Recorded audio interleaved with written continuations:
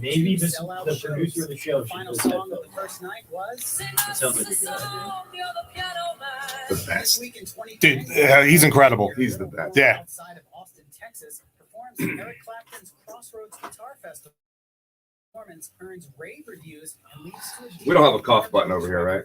Unfortunately. What's that? We do not. Yeah, I didn't think so. I mean, just give me like Nah, I'll just turn away. An iHeart radio station presented by Cure Auto Insurance.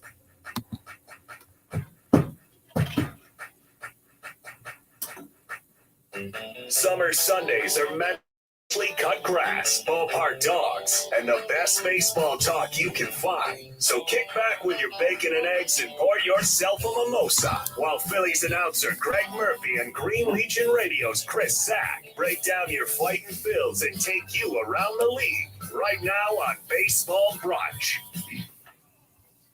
And good morning, Philadelphia. Welcome to Bud Light Baseball Brunch. Did you have me up? Was I up there? Okay, yeah. All right, you're just saying, is it because of what happened with the Phillies this week, right? Yeah, that's exactly Okay, what I'm all saying. right. I didn't know if it was you because my headset over here is acting up a little bit. But hey, we are Bud Light Baseball Brunch powered by Green Legion Radio, 102.5 Fox Sports The Gambler, 104.1 in the Trenton area, WDAS around the rest of the Delaware Valley, or just download that iHeartRadio app. I've been saying it all season long, and you can listen to us anywhere, crystal clear worldwide. We are back in Bala Cynwyd with our good friend John Jansen here in studio as we lead you into Phillies Mets this afternoon at 1:10 p.m. And I am from Green Legion Radio. I am Chris Sack, alongside my co-host, who is feeling just as miffed as I am, Greg Murphy. What's up, Murph? What's up? First of all, let me apologize for the voice right now because it's a little rough here on a Sunday morning, and dealing with some allergies and stuff. But I think it's also just this weekend. You know, if you're a Phillies fan, this weekend beat you up. This week beat you up, week. I was about to say, Murph, let's not forget the rest of it. Yeah, you know, I didn't mean to ruin your riff there, but good morning. Is it a good morning right now if you're a Phillies fan? It's pretty bleak. It's been an absolutely pathetic week from the Philadelphia Phillies, and it looks like it doesn't look like it's going to get any better here coming up, but we're going to touch base with all those topics here coming up right here on the program. And I'd like to introduce a new sponsor of the program. And so you deserve to get good service and great rates at State Farm. We get it. And we're here to help because with every State Farm policy, you get good neighbor service and you get surprisingly great rates. So what are you waiting for? Get going and talk to local State Farm agent Dave Bavuso about your surprisingly great rates today. Like a good neighbor, State Farm is there. When you want the real deal, call Dave Bavuso State Farm Agency, 856-740-5012. Individual premiums will vary by customer. All applicants subject to State Farm underwriting requirements. And I'd like to thank Dave for jumping on as a sponsor with us. Dave is a good friend of mine, and right now he's a good friend of ours here on Baseball Brunch as well. Welcome aboard. Yes, absolutely. And our first segment is brought to you by MCS Residential and MCS Custom Cabinetry. For all your residential contracting needs, this is who you want to talk to. Everything from additions, renovations, kitchens, baths, closet organization, cabinetry, vanities, basements, everything you need. Mention the Green Legion and get 10% off of your order, regardless of how much. Reach out to them at www.mcsinc-pa.com or call them at 484-202-3656. That is www.mcsinc-pa.com or call them at 484-202-3656. I actually just signed off on a quote with MCS. They're going to be doing some work at my house here coming up, Murph. So looking forward to that work being done as well. And friendly reminder here for all of you out there, make sure you guys go to greenlegion.com. The next Bud Light Baseball Brunch tailgate is in a few weeks on July 18th before the Phillies-Marlins game. Make sure you guys go there and purchase your tickets, $60. All you can eat, all you can drink from 9 a.m. to 1 p.m. right before game time. Come on down and hang out with us. We're going to be doing our show live right there at 1100 Social from 11 to noon. So you guys get to hang out, get pictures with Murph, and talk some baseball before and after the show. Well, not after the show. Murph has to go over, and he's got other responsibilities and whatnot. But, hey, while you're at greenlegion.com, make sure you guys sign up for a trip. Vegas, Denver, Dallas, a bus trip to Washington, D.C. Go to Detroit. I don't know why you would, but hey, you're going with the Green Legion, which means you're going to have a great time. Also on the show in the second segment today, get your questions in on the board right now because I know you guys have questions for Murph and myself in regards to this team. You guys need some therapy just as much as we do. So go to the board right now at our YouTube channel. Go to our Facebook Live, our Twitter Live. Get your questions in right now for the second segment. And why the hell are you still watching this team just like we are? I have no idea, but we're going to get to the bottom of that. Murph. Now. Let's not go that far. Hey, folks might have questions, but I'm not sure if we're going to have any answers. Yeah, we're going to try our best. That's kind of where we are with this team. Oh. You watch this weekend, and I'm going to concentrate on this weekend and this weekend series with the Mets. Because it's what matters the most. It did matter the most. Yeah. And here you sit having a lead in each one of those games, blowing the lead in each one of those games. Lucky to escape with the one win at this point. And, very lucky. It's just that's exactly what the Phillies could not do this weekend. If they got blown out in a game but won the other two, you'd almost feel better about it. But the way they played in these games, the offense was really very dynamic, but the Mets had some good pitching as well. You got to give them a little bit of credit, but not being able to do the little things. The Mets are doing the little things to win games. That's why they sit atop of the NL East. The Phillies are doing all of the little things to lose games. And that's the difference between these two teams. I'm not sure the talent level's all that different. I'm not sure that anything is all that different, except the Mets are finding ways to win and the Phillies are finding ways to lose. And when those little things are happening, both the things that the Phillies aren't good at and the things that the Mets seem to be good at, it's late in the game. Yeah. It's crunch time. It's when it matters most, and that's when the Phillies fall apart, and that's when the Mets rise to the occasion. And that's the reason why they're in first place and we're in fourth place, right, and knocking on the door for almost last place here coming up. But Murph, let's go ahead. Let's give away some tickets here, so take it away. Yeah, well, so we're going to give away some tickets for, next Sunday. Yeah, next Sunday. July 4th. 2 tickets, right? Yes. We're giving away 2 tickets for July 4th. And here's how we're doing it this week. No trivia question this week because you're celebrating your love for superheroes, right? So you tell the folks what it is that you're looking for. Well, I enjoy superheroes. So I want to mix it up now. I think hey, trivia is always good. It's always fun, but I think it opens up the forum to everybody else, because all it takes is for one guy to answer a question, and the next thing you know, what's the rest of the message board after that? We'll call it the Mike Brady effect. Right. God, that's what we're going. I'm going to. You guys will torture me that with all that. So yeah, the 2 tickets are for next Sunday's July 4th game against the red hot Fernando Tatis Jr. You guys get to see him live and in person. I'm great with that. I mean, he's the guy that you want to see in Major League Baseball right now in the San Diego Padres. Game starts at 1:05, so it's not going to affect you guys seeing fireworks next Sunday night for 4th of July as it is. I mean, you can come on down. We're going to be back at 1100 Social next week to do our show, so you can stop by 1100 Social and see us do our show live from 11 to noon. Make sure you guys go to the Green Legion Radio YouTube channel, the Green Legion Facebook page, or Twitter handle @Green Legion to put in your answer. Okay, so today is actor Tobey Maguire's 45th birthday, who is most famous for his role as Spider-Man in the Spider-Man trilogy. What we want from you guys is to post your favorite superhero and the actor that played that role in a movie. Movies only. Television roles won't qualify, because last week people were putting in right. we were doing TV dads. Movies only. So I can't say Adam West. You can't say Adam West. All right. So it's got to be movie role. So get to the message board right now and start putting them in, guys. Sam's going to collect them up, and hopefully we'll have an answer for you guys at the beginning of the second segment. Otherwise, I might give you guys an additional 15 minutes like I did last week. All right. So now we are out of the box. We're talking about our fighting Phils, or lack thereof, fighting Phils. Murph, listen, I do this. Yes, I do this run sheet every single week. Yeah. All right. And most times, more often than not, because, if we're doing shows at 1100 Social, I want to get it out early on Saturday to where, Sam can print them out. I don't want to send them too late on a Saturday night. And I always put down as the last bullet point for this segment here, talk about Saturday's game if there's anything worth talking about. Well, there you have it. There isn't. Let's move on. Now, see, here's my catch here, Murph. I have all this stuff for us to talk about, the bevy of things, some good. I mean, there was a couple good things that happened this week. Aaron Nola, 10 consecutive strikeouts, that was cool, tying Tom Seaver all time. No Philly had ever done it more than 7 times. 9 other pitchers had done it 9 times.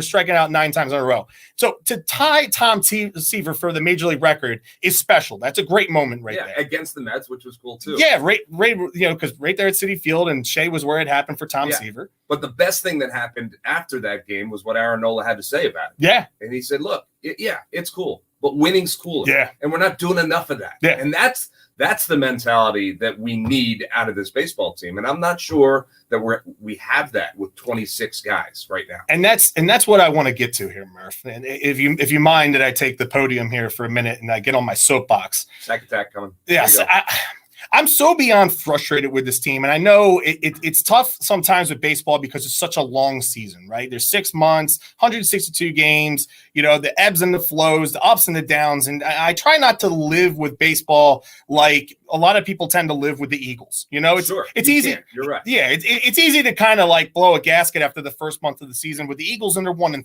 right?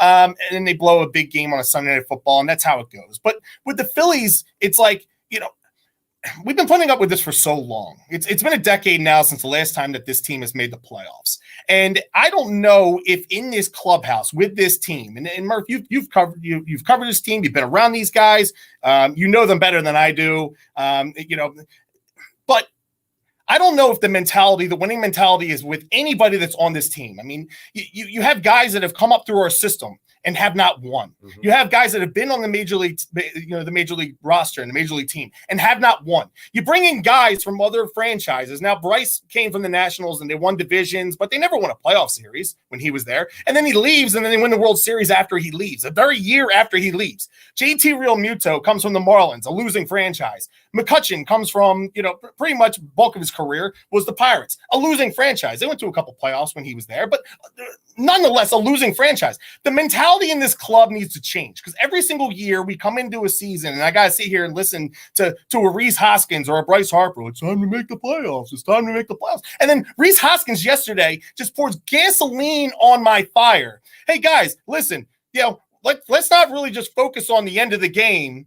And let's focus on the other good things. Hopefully you guys write about the other things that happened in this game that were good. Why are we writing about good things that happened in that game when you blew it at the end, Rhys? We're not sitting here. There's no participation trophies. This team is pathetic. It's structured incorrectly. They're not good at anything individually. Yes, we have a couple good starting pitchers. You have Nola, you have Wheeler, Eflin when he wants to bring it, and he pitched well yesterday. You have a couple guys in the bullpen that might give you something good here or there. They're not good at running the bases. They're terrible defensively.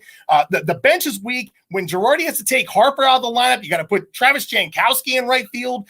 When Gene Segura is not playing, you got to put Brad Miller at second base. I was telling this to Jansen before the show when you were getting ready for your picks, because we all know you need to rebound, to catch up to me. But it's like Girardi has a chess table and he's missing pieces already on his board. He can't properly play chess when you have pieces that are missing on the board. And I'm not trying to take him off the table here, Murph, just real quick, because what he did the other day with taking Sam Coonrod out of the game and putting David Hale in with the bases loaded was inexcusable. Unacceptable. You can't do that. And then the next thing you know, you put him in that situation where you have to win that game. And then a couple days later, we're DFAing him because he sucks. He's a terrible baseball player, but we put him in that high leverage situation. Murph, I'm just beside myself today. I can see that. I'm beside myself. And I think this is my first true blue sack attack on this show. I try to stay as professional as possible because, eventually I think next season, Murph is probably going to go back to the broadcast booth, the TV booth. And then Murph is going to have me take over his pre and post game duties for him. But Is that off the table now after my blow up? No, not at all. Okay, Look, everything that you just touched on. Take me with you, man. Yeah, these are all valid. They're all valid points. I think, let me back up because you started. I put a lot out there. Yeah, I put a lot on the table for you, Mark. You started talking about how the ebb and flow of the baseball season. And that is important to remember because you can't react the way you can react after an Eagles loss. Those games are magnified because of the shortened season. 162 games is 162 games, and the best teams are going to lose 60 of them. That's just the way it works. So you're going to lose games.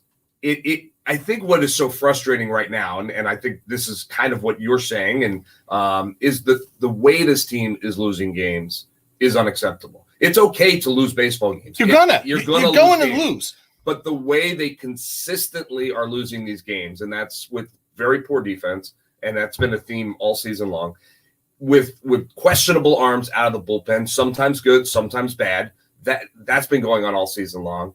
An offense that we thought was going to score runs is not, been very inconsistent. That's been going on all season long, and then some decisions made by the managers and the coaching staff that leave you scratching your head a little bit. Front office as well. Yeah, well, I think the front office, Dave Dombrowski getting here so late. I mean, Right. there was only so much he could do, and I actually thought what he did was pretty darn good coming into the season. Right. It hasn't all worked out. We've seen that. I agree.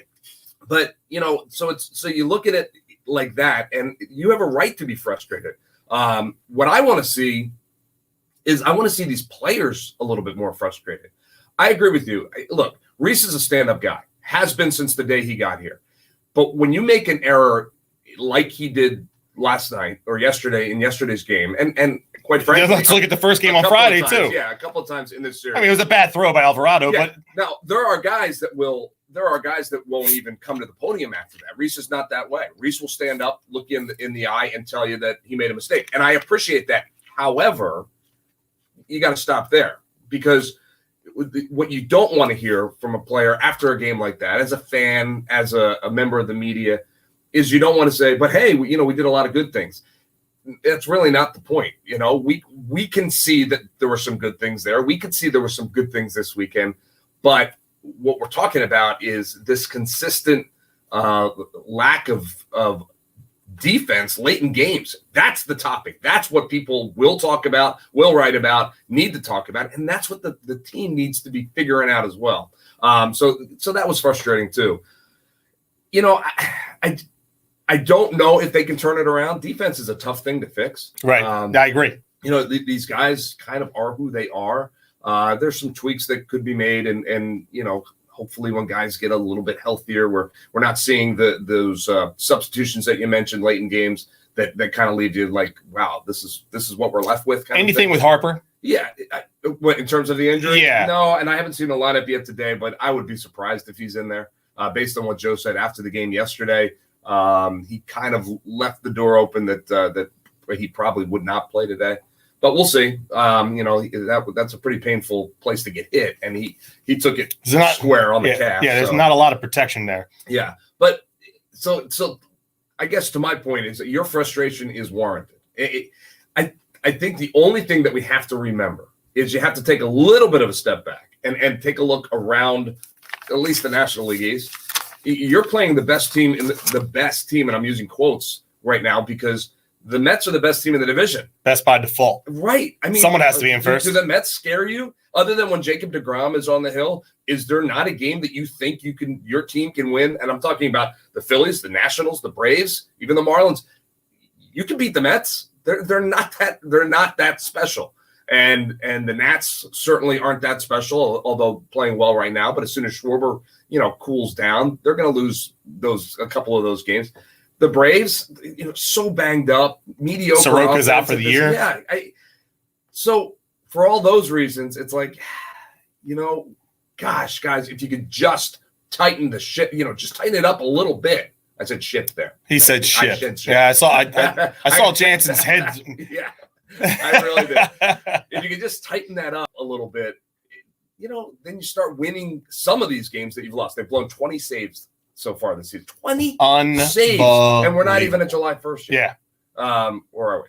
Yeah. No, we're not. Well, July 1st is on Thursday. Yeah. So close enough. That's crazy when you stop to think about it. The numbers that we had in last year's bullpen, all those, one-run losses and all those blown saves last year. And you think to yourself, you're only 6 games out. You've blown 20 saves. Win half of those, and you're in the mix. So, look, your frustration is well placed, and a win today would go a long way to making folks feel a little bit better. But yeah, they've been tough to watch. They really have. I don't even know if it's a win today, though, Murph. I mean, they need to go on a run here. They do. This team just fails to realize a sense of urgency. Like, hey, we have to put this together. Like, okay, I think we've had a couple of weeks where we've gone 4-1. I know at the beginning of the year they started 5-0, but they do this every single year. It's this team hasn't won more than 6 games? I think I talked about it a couple months ago. I don't think this team's won more than 6 games since 2012. Yeah, they went on that 9 out of 10 last year after, Bryce that was last year, right? In 2020, when Bryce said, we got to win, we got to win 10 games in a row. They won 9 out of 10. And, he tried that earlier this week in hopes that maybe he could get the guys, rallied again. And it obviously has not worked at this point. But if any team in this division wins 9 out of 10, then they're going to take control of this division. That's what it's going to take. Someone's going to do it. Someone's got to get hot. Yeah, but you got to hope it's the Phils, but I'm not so sure. Yeah. So how much of a sense of urgency is it, not just for this season, but for some of these players to remain on this team? Like when do we start having, I guess, is it fair that we maybe start having those conversations that starts to creep in our head? Well, why don't we handle that? We'll take that question when we come back right on the other side here.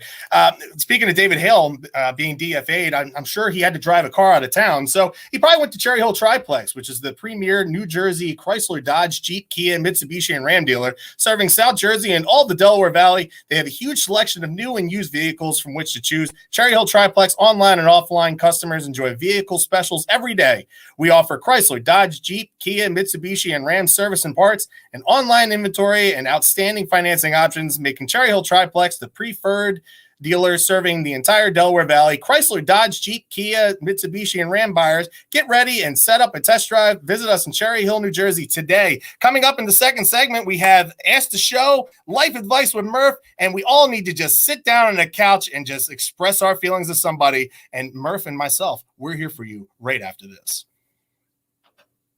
Tickets are on sale now for our 2020 You need a Joe Girardi next question. September 17th and 18th in Las Vegas. Yeah, he said that at one point, right, this year? Next question. Yeah, it was the Segura, was it Segura? yes. Oh, yeah, with Jim Salisbury. Yeah. Jim, I'm not going to talk about it. Jim, next question.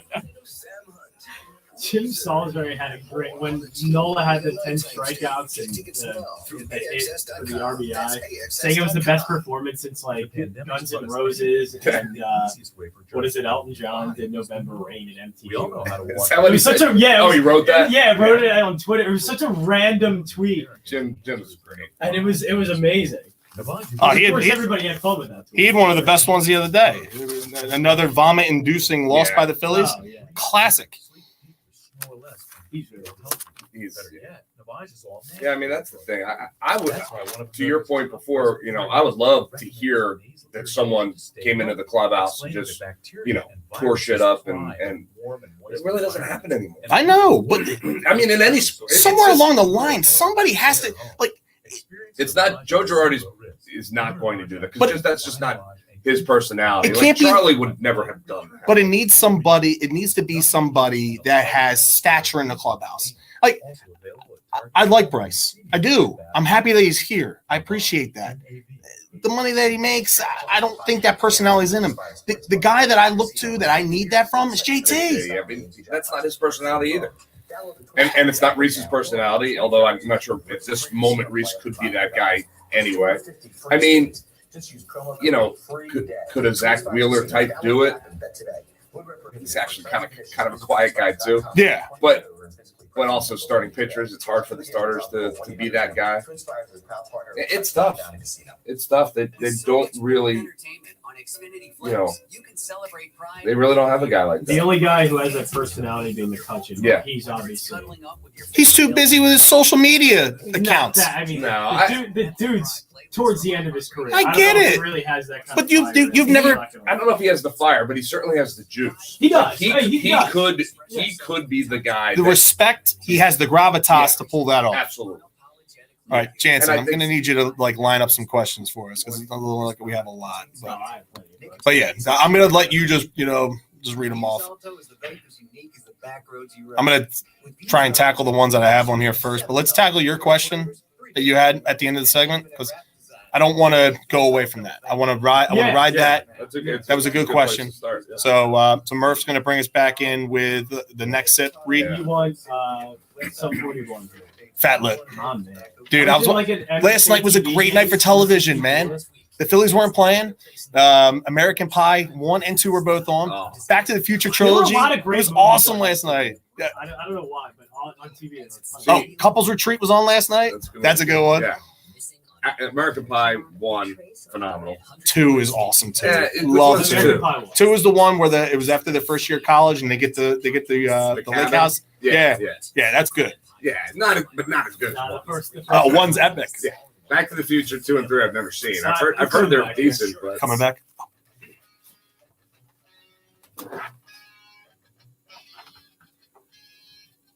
The next sip, a small plastic drink pouch that frees your hands while you keep your beverage in the ready position. I love that. NECK Next Sip. Time to free up those hands and wear your drink, everyone. It holds any beverage, even bottles, cans, and snacks. Text with both hands and drink at the same time. Visit nextsip.com and follow them at NextSip. Customize it any way you want. Perfect for sporting events. Philly born and USA made. Only $5 each. 15% off when you use the code Green Legion. Again, visit nextsip.com and follow them at NextSip. All right. Welcome back to Bud Light Baseball Brunch here on Sunday morning. Happy to have you all here.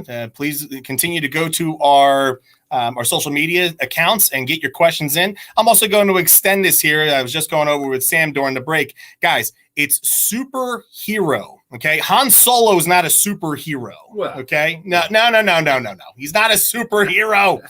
This is not hard, people. This is not hard. Superhero from a movie. Let's tend. So I'll announce a winner at the beginning of our last segment. So you guys got 15 more minutes again this week. All right. And Mike Brady is not a superhero as well. Well, in a lot of our lives, he was. Let's be honest. God. All right. So I'm going to continue to monitor our social media accounts here. I'm going to take a look and see what questions pop up and everything. But Jansen had a really good question there as we were going to break, and we just didn't have enough time to address it. So Jansen, why don't you go ahead, pitch that question to Murph and myself, and let's talk about it. Yeah, so you guys were talking about sense of urgency for this season, and I think that extends maybe a little bit further. Does there need to be sense of urgency, not just for now, but for the future and for some of these guys? Because I think the Phillies have gotten their fair shot with this lineup and this team for a couple of years now. Is it maybe time to start looking ahead a little bit more? I agree with you. The problem is what pieces do you move? I know we talked about it before the show even went on air today. Like the pieces that you possibly can move. A Rhys Hoskins, a Gene Segura, but Gene's got to be healthy if you're going to move Gene Segura.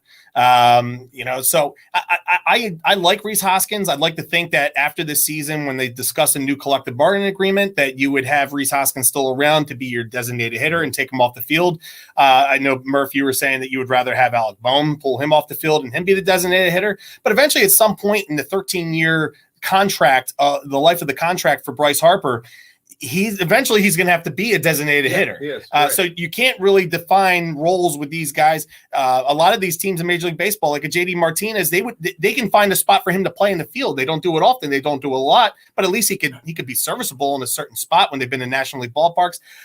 But the only piece of value on this team, Murph, that's not a big money guy, a big contract guy, a guy that you would get the most value back for, but you're waving the white flag if you do it, is Aaron Nola. That's the only way you're going to replenish this farm system. You're not going to do it with anybody else. Well, yeah, I would agree that there's not a whole lot of pieces that you can move that are going to bring back a haul at this point. The Phils are going to have to do this, kind of with, they're going to have to craft a way to build up that farm system, improve the major league roster, and not give away all their talent in doing it. So it's a difficult challenge for Dave Dombrowski. I think maybe the way to look at Jansen's question is to say, all right, is there anybody on this team you wouldn't move under any circumstance? You're probably not able to move Bryce at this point, but I wouldn't move him anyway. I mean, you're building around. He's your Bryce. draw. Yeah, well, you're building, and he's also, when he's at his best, he is a top 15 player in the league. I agree. Yeah. And he's not always at his best, and he hasn't been. I think he is dealing with a couple of nagging injuries, but when he's at his best, he can help carry a team. JT, you're not going to move at this point either. And that's a good contract right there. Yeah, 5 years. It is. First year of a 5-year deal. That's a good contract for a catcher. And then I would say Zach Wheeler, and I think you don't trade away quality starting pitching, and Aaron Nola is quality starting pitching. And to your point, it's a pretty friendly deal for the Phillies under the with the numbers. So after that, I'm not sure there's anybody that I wouldn't consider making a move with if it's going to bring back someone that's going to make this team better. I do not think the Phillies are ready to wave the white flag for this season. I know ownership, they want to win. And I think if Dave Dombrowski can figure out a move that he can go to ownership and say, look, I think this is going to help us be a better team in July, August, and September of this year, I think that they still would do that at this point. the time has come to win. Now, they're certainly not set up to win right now, but the time has come to win. So I think Dombrowski is going to be tasked at trying to figure out a way that they can win more baseball games in the second half than they've won in the first half. So. Right. Now, I want to go over a couple things here real quick, but I know, Jansen, when we came back into the segment here, we were going to try and lay down on the couch and kick our feet up. And I think it's time for us to, I think we got a little hot, and in that first segment and everything. But Jansen, please.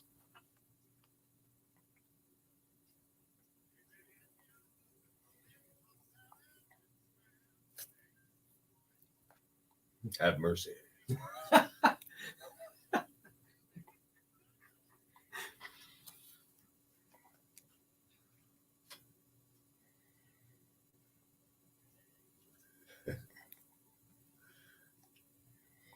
Hello, everybody. This is Dr. Fraser Crane. Are you listening? We're live on the air right now. I'm listening. That's what he always. First of all, great television theme song for sure. What it means, like me neither. Why is he talking about scrambled eggs? He's a psychiatrist. It's a fantastic spinoff too. Yeah. Oh, tremendous. Yes. And that's a topic for another day, another time. But you talk about spinning off a TV show and having a successful second run. Man, oh man, Frasier was not as good, but almost as good as Cheers, the original. So you have no idea how hard it was yesterday, because this is before yesterday's debacle, and I'm trying to I'm like, you know what, like maybe we need to have like a lounge session here where everybody can kind of sit back, relax, express themselves to Murph and myself. And I'm like, maybe there's a good theme song for a psychiatrist show. And I'm like, I know Frasier and Dr. Katz. Dr. Katz sucks. that theme song was terrible, and I'm sitting there. I'm like, I'm trying to find other things to get other people to relax. The Newhart show, you remember that? No, before your time. Bob Newhart, he was a psychiatrist. He'd have folks come on in and he'd talk them through their issues. Well, we're going to try and talk everybody through the issues today as well, Murph. A couple other things that stood out to me about this week. I want your opinion on it. The Max Scherzer, Joe Girardi tiff that we had on Tuesday night. I think Girardi, what he did was well within the rules and the concepts that are being put out there to managers. And, he saw something there. And I like to think too, man, like he's got Bryce Harper on his team. And Bryce played with Scherzer for years in Washington.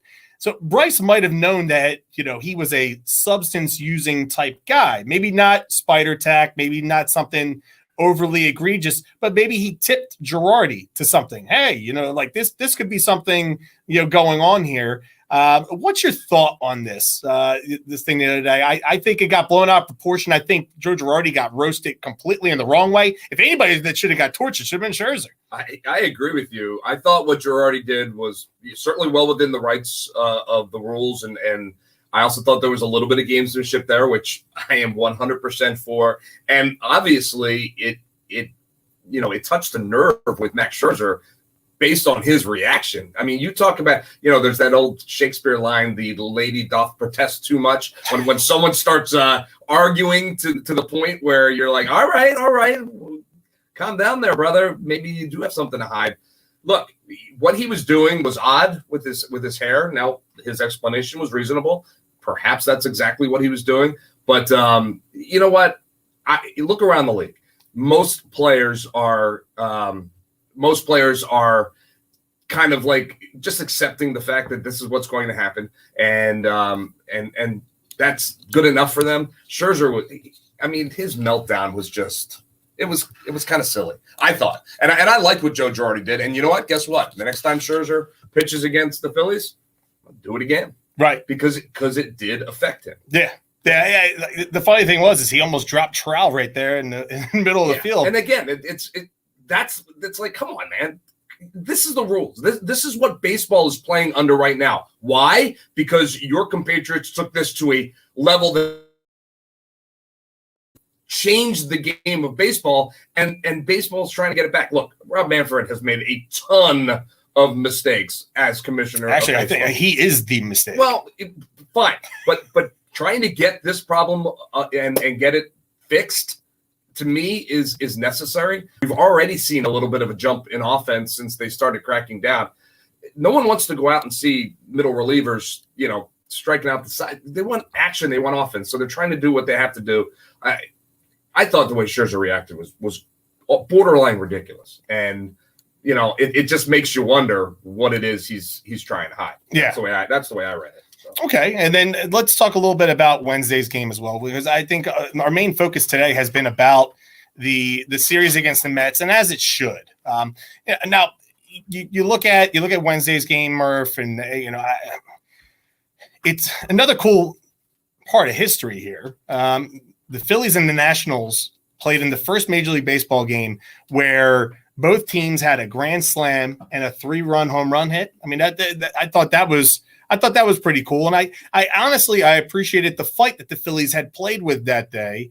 They were up 5-0, and it was tied 5-5. Then McCutchen hits a grand slam to put them up 9-5, and then then they're down. After that whole David Hale incident, they're down 12-9, and then what was it? 11-9, and then they come back and they scrap for a few more runs, and they're up 12-11, and then Neris blows a game.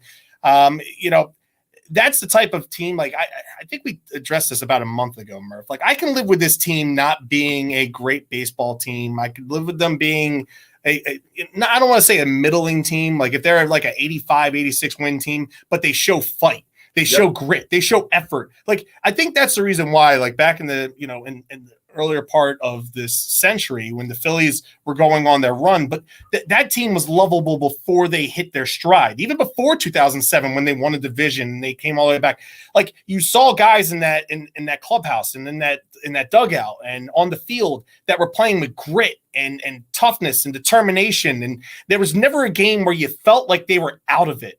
And that type of fight is what I appreciated out of the Phillies on Wednesday. Now, honestly, that appreciation has gone down over the last couple of days with all the events that have occurred. Even in the game that they won on Friday night, they still had a chance to blow that, even though they blew it, and then they still had a chance to blow it later. But I just wish this team had a little bit more fight in them to where I think they would be up in that level right there. They could be in first place right now, tied with the Mets. They could be ahead of the Nationals and ahead of the Braves, but they just don't do it consistently enough for me, Murph. Yeah, well, I mean, I think that at this point is pretty obvious. I don't know if it's fight as much as it's ability, well, or execution. Talent. I mean, certainly, Rhys Hoskins has the talent and the ability to catch that ground ball. Did he lack focus at that second, for whatever reason? Is he getting in his own head, trying to be too perfect? I don't know the answer to that. Only Rhys does, but he has the ability to catch that ball. He just didn't. And errors in baseball are going to happen. Physical errors are going to happen. You have to live with them.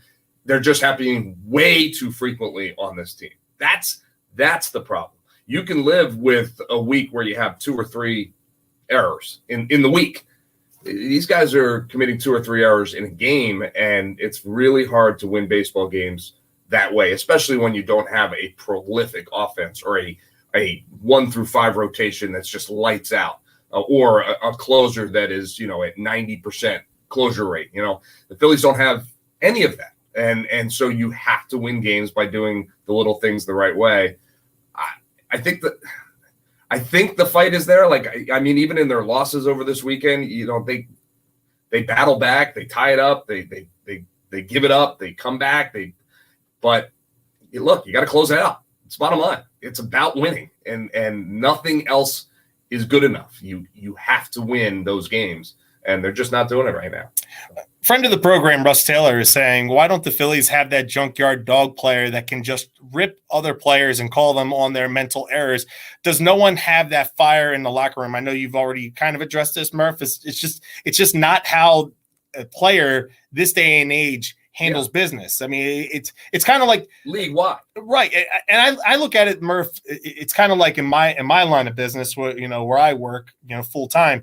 Like you have to pick and choose your spots. You can't sit there and you can't be hard on people all the time. Eventually they're going to tune you out. You have to try and pick your spots on when you're going to do it. I think what we're all expecting here is we're at least waiting for one person to just say enough is enough. Sit up there in front of the media on the Zoom and say, this has to stop. And we all have to collectively hold each other responsible for this. Yeah. And I think that what you just said, that conversation, I think has happened at some level in that clubhouse. It has happened on the post-game Zoom calls to an extent. Guys are saying, we got to be better. We all need to do a little bit better. They're saying all of those things. What fans, I think, and people who have watched this game for a long time, and just sports fans in general, want is that one guy, that Darren Dalton type, that Pat Burrell type. Chase Utley type. Well, Chase. Behind the scenes.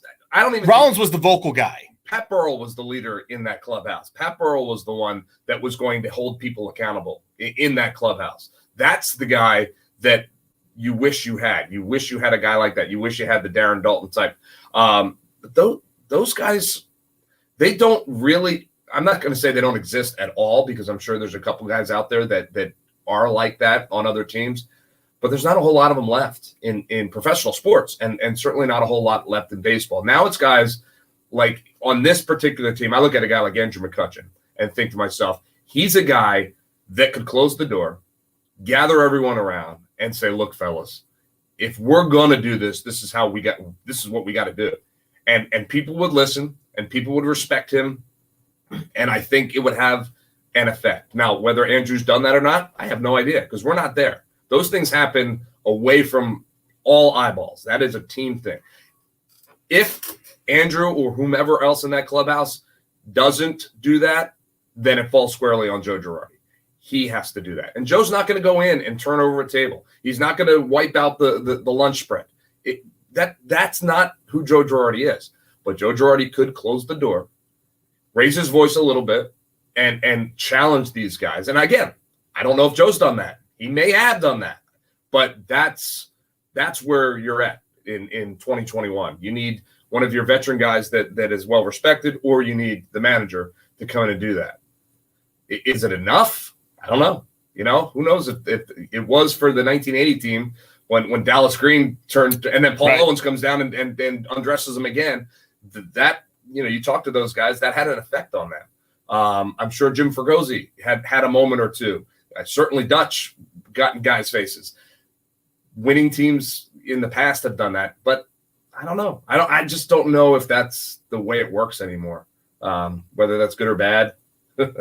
I think it's bad, but it is what it is. And you just have to figure out a different way to get to these guys, to motivate them, to focus them, and to get them, kind of doing what they need to do to win games. I know we usually look for leadership from players and coaches. How much of this, because of watching the rest of Major League Baseball, there's great leadership at the top in Houston. There's great leadership at the top in Los Angeles, Tampa Bay, all these great teams. This is starting from very high up in the organization, and it trickles its way all the way down. When do we point the finger at maybe the top of the Phillies organization and going, guys, there's something going wrong here? The hard part to do is the fact that the guys that are running it right now, Dombrowski and Fold, they haven't been here long enough for us to point the finger at them. They walked into a bad situation. They walked into something that was left behind from McPhail and Klentak, who had 5 years to try and right the ship and get things going. But there's nothing. The cupboard is bare in the minor leagues. And they've left some bad, I don't want to say bad contracts, but they haven't left anything at the major league level that's really desirable, and nothing that you can bring up from the minor league level that's going to help out. The fact of the matter is this team has been declining for 10 years. And normally when a team is declining for 10 years, you have people that you can reach down into the minor leagues and they're going to come up and make an immediate impact. This team doesn't have that. Yeah, you're right. And I agree with you. I don't know that we can, point to Dave Dombrowski at this point and say you haven't done enough. It's too early to have that conversation. Like I said before, what he did do when he got here pretty quickly, I thought, all right, this is going to solidify that bullpen, which was a huge need. He brought in Brad Miller, who you looked at like a pretty good piece off the bench. And he has been, he's been slumping of late. But you got to give this front office, Sam Fold and Dave, a little bit of time to fix what they perceive to be wrong. But it's always fair to point to the front office at some point and say it starts and ends with you guys very often. And, I think we could have that conversation a year or two down the road with the current front office. But hopefully we won't have to. Hopefully they figure out a way to get this thing, kind of churning in the right direction. And it's that age-old question: what comes first, a winning mentality or winning? And it's almost impossible to answer that question. Right. Like, the Marlins last year, they're a perfect example. Everyone picked them to come in dead last. And they started winning early, and they started feeling confident. And then they saw the finish line, only 60 games. And all of a sudden it's like, hey, we're in the mix, and there's only a month left in the season. And then it just kind of builds and builds and builds on itself. And, but they had to win early first before they felt that. And it works the same way, the opposite way. You start losing a lot early, and you start to think, maybe this is who we are. That's what's got to change. That idea that we can't win, or we're not good enough to win this division. This team's good enough to win this division. This team is good enough to win this division. Is and maybe not any other division, but this one. And that's all you have to do. So that's what they need to be concentrating on. All right. Life is full of surprises, some good, some not so good. That's why your State Farm agent is there with good neighbor service and surprisingly great rates for everyone. Yep, that's right. At State Farm, you get great service and great rates with every policy, so you can be prepared for all life surprises.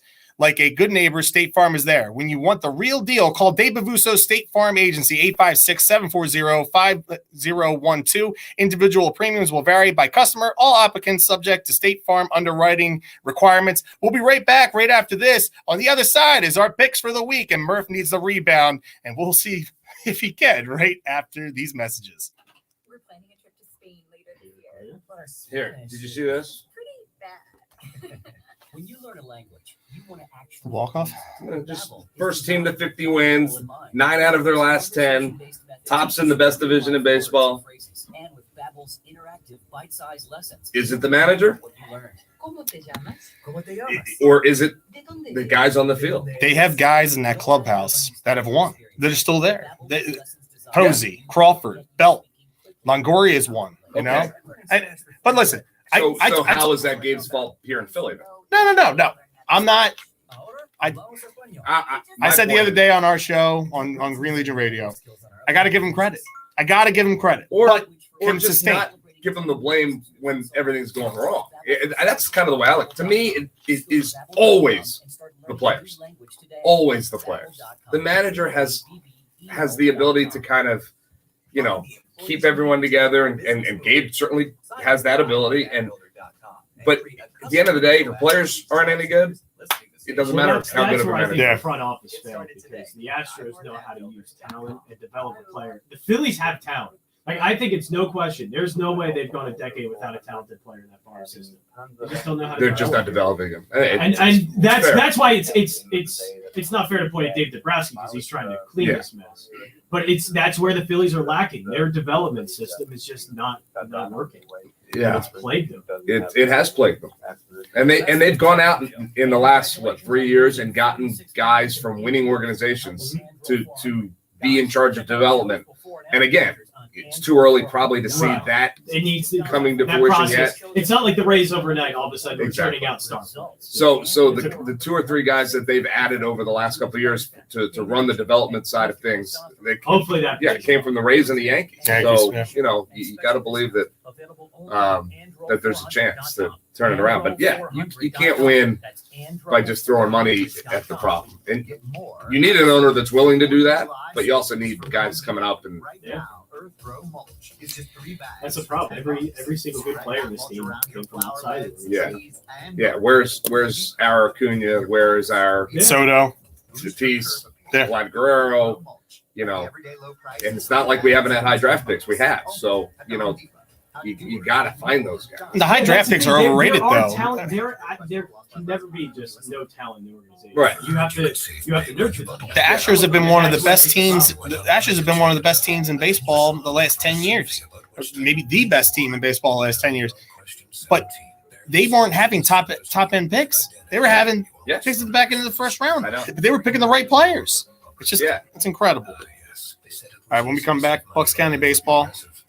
I'm gonna read through it. We only have a few superheroes here. Who we got?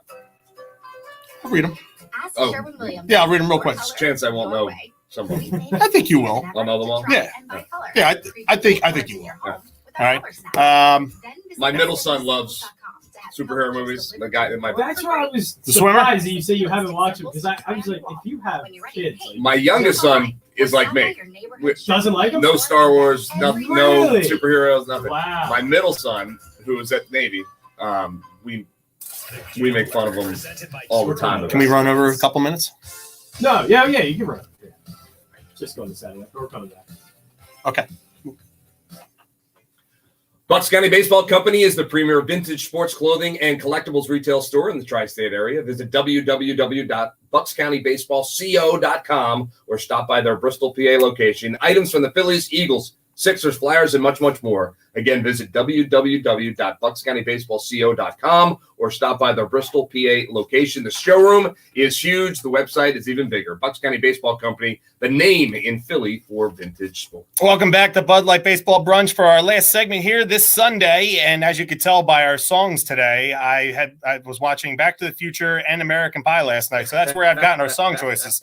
So let's go ahead real fast. And we have 3 choices right here. Who's going to win the tickets for next Sunday, July 4th game? This is big. I have Robert Downey Jr., Iron Man. All right. I have Christian Bale, Batman. Okay. Christopher Reeves, Superman. See, whoever put in the Christopher Reeves, and I don't know who did it, but they know, it's know your host. Because Christopher, out of those 3, the only one I've seen is Christopher Reeve and Superman. Now, I do know the other 2 guys, and I do know their body of work, and I've seen, clips of both of those guys.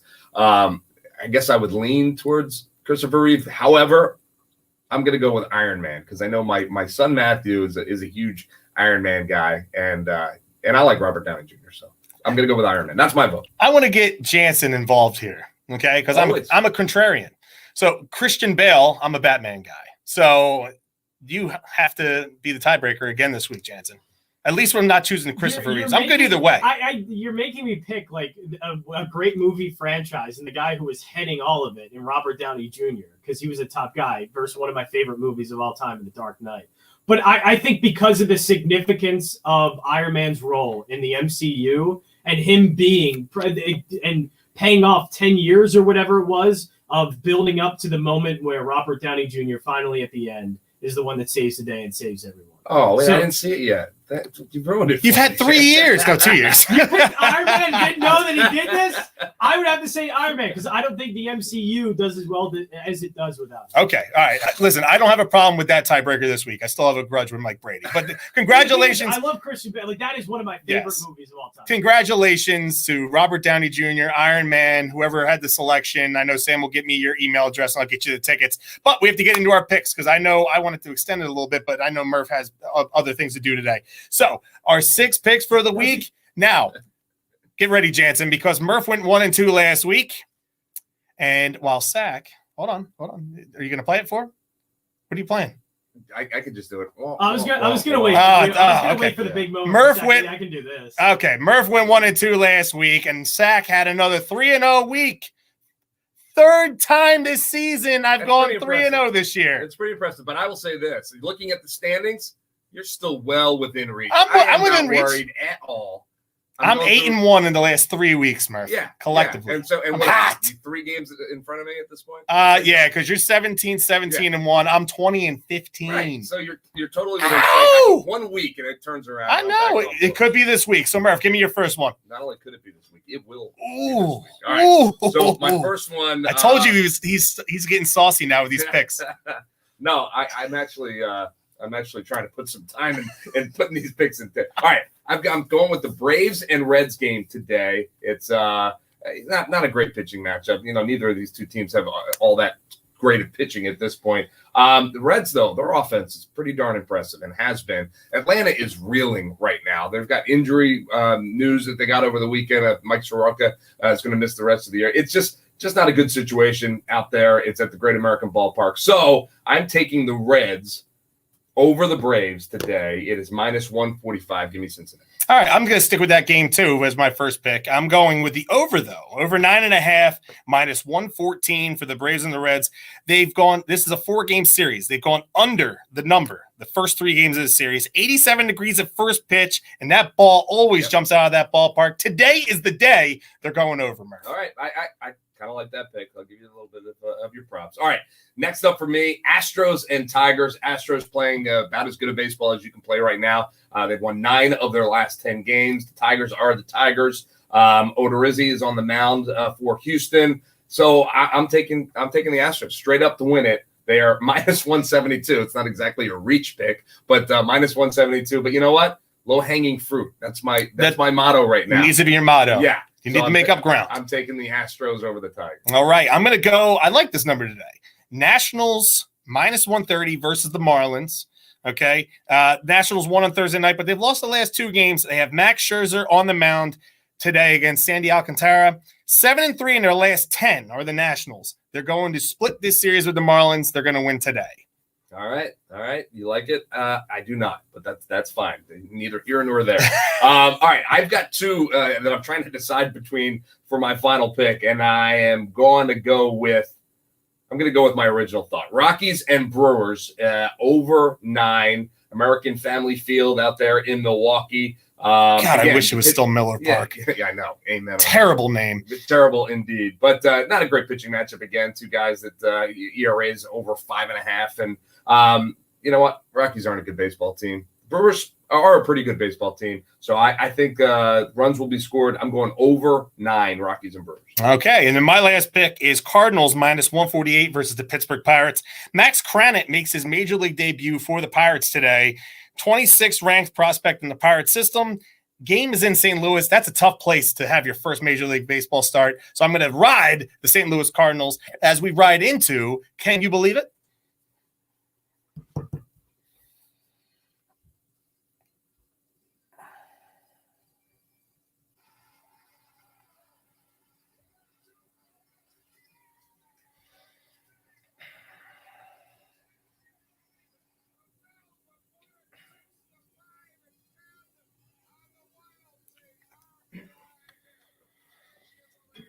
All right. Can you believe it, Murph? We're coming to the end of another show here on this beautiful Sunday, overcast Sunday, but it's going to be beautiful. Heat advisory warning. What's your first Can You Believe It for this week, Murph? All right. This one came from a tweet from Jim Passon, and it's just kind of cool. Vlad Guerrero Jr. now has 50 home runs in 258 career games in Major League Baseball. Do you know who else had 50 home runs in their first 258 games? His father. His dad, Vlad Guerrero Sr. Come on. That's cool stuff. I'm going to stick with the dad theme here. Okay. It's a shame this stuff didn't happen last week because we would have had a great Father's Day theme.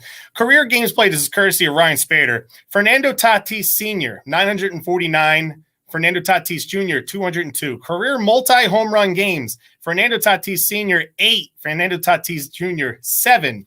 Senior had yet to debut when he was Junior's current age.